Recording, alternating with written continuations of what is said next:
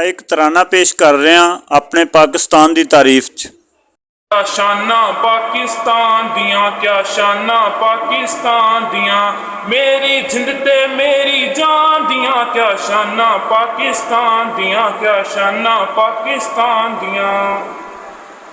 इद जगते शान निराली है, इद जगते शान निराली है, इद मिट्टी कर्मा वाली है, इद मिट्टी कर्मा वाली है, इत रहमत रब रहमान दियां, क्या शाना पाकिस्तान दियां, क्या शाना पाकिस्तान दियां।